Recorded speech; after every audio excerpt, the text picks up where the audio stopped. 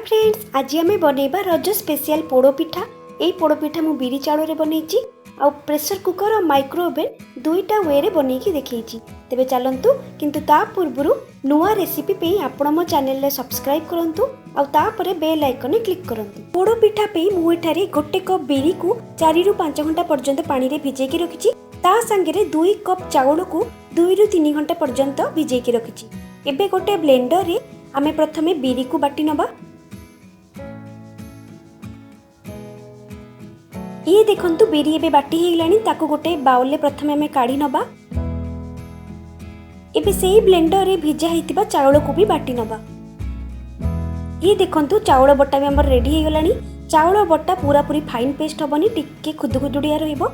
एथिरे हमर पोड़ो पिठा बहुत भलो बनिबो। एबे चाउल आ बिरी को भलो भाबरे मिक्स करिबा। ये डोसा परिका बहुत पतला बैटर बनिबनी, टिके मोटा रहिबो। एबे आकु आमे 4 रु 5 घंटा पर्यंत फर्मेंट हवा को छाडी नबा। 4 रु 5 घंटा पर ये देखंतु बिरी आ चाउल बैटर फर्मेंट हेकी भलो भाबरे फुली गलानी।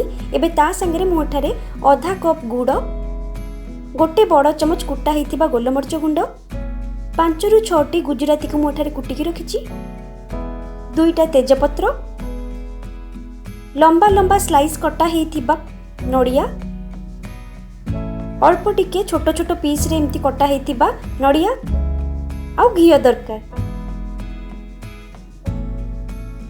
एबे प्रथमे आमे बिरी आ चाउल बैटर रे अल्प टिके लूण पकेइबा। एबे सेतिरे आधा कप गुड़, कुटा हेतिबा गोलमरिच गुंड,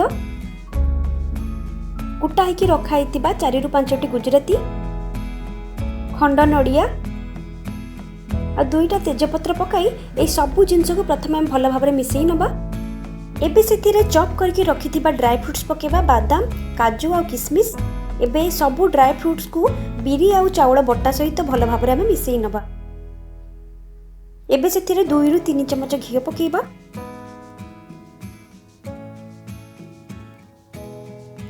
सबु जिंस भलो भाबरे मिसला पर एबे गोटे बेकिंग पैन नबा। सेतिरे अल्प टिके घी लगाई बेकिंग पैन चारिआडे आमे घी को भलो भाबरे लगेई देबा। एथिरे हमर पोड़ो पिठा भलो भाबरे छाडी जिवो। एबे सेतिरे बिरी चाउल पोड़ो पिठार बैटर को सेतिरे आमे भलो भाबरे भरी नबा। ऊपरु आहुरी भलो देखिया पे लंबा लंबा कटा हेतिबा नड़िया को भलो भाबरे सजेई नबा। ऊपरु आउ किछि काजू बादाम आ अल्प किछि किशमिश को भलो भाबरे सजेई देबा। ये देखिबा को भी बहुत सुंदर लागे। एबे हमरो पोड़ो पिठा बेकिंग हवा पे पूरा पूरी रेडी हे गलानी। प्रथमे गोटे प्रेशर कुकर बेस रे आमे लूण पकेइबा। लूण पकेइले प्रेशर कुकर टेम्परेचर कंट्रोल रहिबो आ पोड़ो पिठा भलो भाबरे कुक हबो। एबे सेतिरे गोटे छोटो स्टैंड रखी ता ऊपरे बेकिंग पैन रखि दबा। बेक करिया पे प्रेशर कुकर होइसिला में काढी ताकू 30 रु 40 मिनिट पर्यंत लो फ्लेम रे बेक करिबा। एबे 30 मिनिट परे काढी के देखिबा कि हमर पोड़ो पिठा हे जाईची। चेक करिया पे गोटे टूथपिक मझिरे पकई देखंतु। ये देखंतु पूरा क्लियर बाहरी गलानी। एबे हमर पोड़ो पिठा रेडी हे गलानी। ताकू टिके ठंडा हबा को देबा। माइक्रो ओवन ने बने पे माइक्रो ओवन प्रूफ गोटे जगह रे आमे प्रथमे ग्रीस कर देबा। ग्रीस कला पर सेथिरे बैटर पकाई एबे आमे ताकू माइक्रो ओवन करिबा। माइक्रोवेव करिया पे मु कन्वेक्शन मोड रे 10 मिनिट पर्यंत आकू माइक्रोवेव करिबा।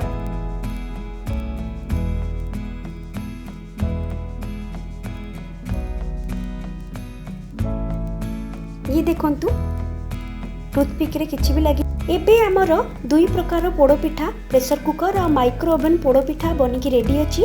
आपण आकु रजरे निश्चय घरे बनांतु आ घर लोकन सहित रज आपण एंजॉय करंतु। आ एई रेसिपी आपण को केमती लागिला वीडियो तळे कमेंट शेयर और सब्सक्राइब करंतु। Thank you for watching.